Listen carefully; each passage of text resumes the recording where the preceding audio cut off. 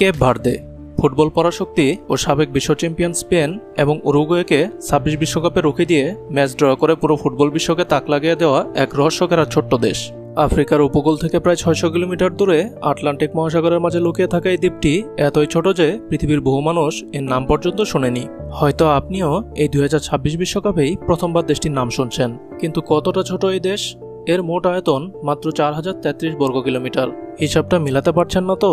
আমাদের এই ছোট্ট বাংলাদেশও কিন্তু আয়তনের দিক থেকে এই কেপ ভার্দের চেয়ে প্রায় ৩৭ গুণ বড়, এমনকি ঢাকা বিভাগও দেশটি থেকে ৫ গুণ বড়।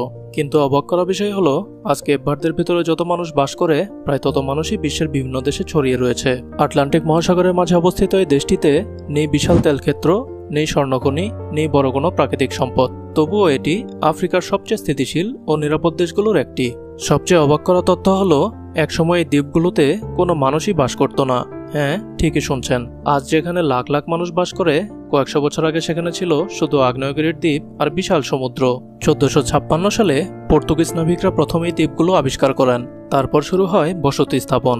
কিন্তু খুব দ্রুত কেপ ভার্দে আরেকটি কারণে বিখ্যাত হয়ে ওঠে। একসময় এটি ছিল আটলান্টিক দাস বাণিজ্যের অন্যতম গুরুত্বপূর্ণ কেন্দ্র।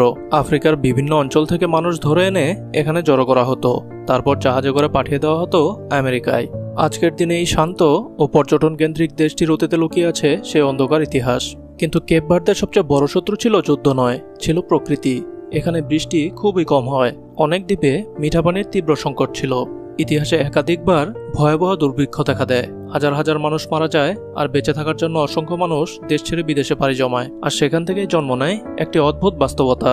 আজ পৃথিবীর বিভিন্ন দেশে এত বেশি কেপ ভার্দিয়ান বাস করে যে দেশের বাইরে থাকা জনগোষ্ঠী প্রায় দেশের ভেতরের জনসংখ্যার সমান। আফ্রিকার খুব কম দেশের ক্ষেত্রেই এমন ঘটনা দেখা দেয়। কিন্তু প্রশ্ন হলো, যে দেশ একসময় ছিল জনশূন্য, যে দেশ ছিল দাস বাণিজ্যের কেন্দ্র, যে দেশ বারবার দুর্ভিক্ষে বিধ্বস্ত হয়েছে, সেই দেশ আজ আফ্রিকার অন্যতম সফল গণতান্ত্রিক রাষ্ট্র হয়ে উঠল কিভাবে? আর কেন অনেক আফ্রিকান দেশের মানুষ আজও কেপ ভার্দেকে ঈর্ষার চোখে দেখে? কেপ ভার্দে ১৯৭৫ সালে পর্তুগালের কাছ থেকে স্বাধীনতা লাভ করে। স্বাধীনতার পর আফ্রিকার অনেক দেশে সামরিক অভ্যুত্থান, গৃহযুদ্ধ এবং রাজনৈতিক অস্থিরতা দেখা গেলেও কেপ ভার্দে সেই পথ থেকে অনেকটাই দূরে ছিল। আজ দেশটিকে আফ্রিকার সবচেয়ে স্থিতিশীল গণতান্ত্রিক দেশগুলোর একটি হিসেবে ধরা হয়। কিন্তু অবাক করা বিষয় হলো, দেশটিতে কোনো স্থায়ী নদী নেই। তবুও আধুনিক প্রযুক্তি ব্যবহার করে তারা পানির সংকট মোকাবেলা করছে।